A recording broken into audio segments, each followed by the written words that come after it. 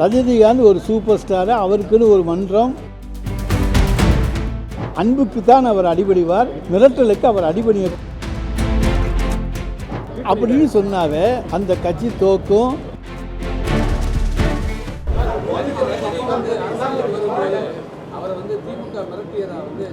Sir, ஏற்கனவே நாங்கள் சொல்லிட்டோம். அதுக்கு பதிலாக ரஜினிகாந்த் ஒரு சூப்பர் ஸ்டாரு, அவருக்குன்னு ஒரு மன்றம், ரசிகர் மன்றம் எல்லாமே இருக்கிறது. அவரை மிரட்டி யாரும் பணிய வைக்க முடியாது என்பதை நாங்கள் ஏற்கனவே சொல்லியிருக்கிறோம்.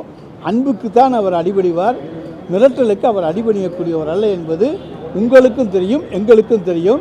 திராவிட முன்னேற்றக் கழகத்துக்கு வேண்டிய நெருங்கிய நண்பர், எங்களுக்காக 96 குரல் கொடுத்தவர். அவரை மிரட்ட வேண்டிய அவசியம் திமுகவுக்கு கிடையாது.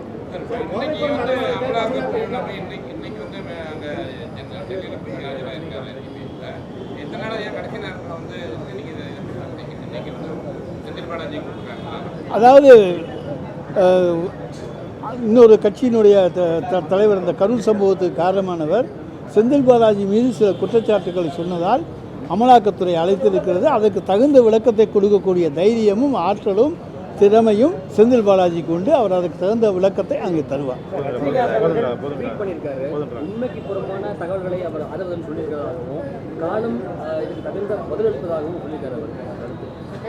என்ன சொல்றீங்கன்னு சொல்லல புரிய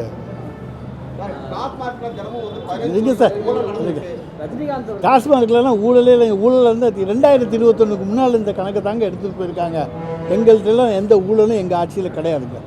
ஆதவர்ஜுனா அவர்கள் உண்மைக்கு புறமான தகவல்களை வந்து சொல்லியிருக்கிறதாகவும் காலம் காத்திருக்கு அதுக்கு பதில் சொல்லணும் அப்படின்னு சொன்னாவே அந்த கட்சி தோக்கும். எங்களுடைய திராவிட மாடல் ஆட்சி வரும் என்பதற்கு இதை ஒரு மறைமுக அடையாளமாக நாங்கள் எடுத்துக்கொள்கிறோம்.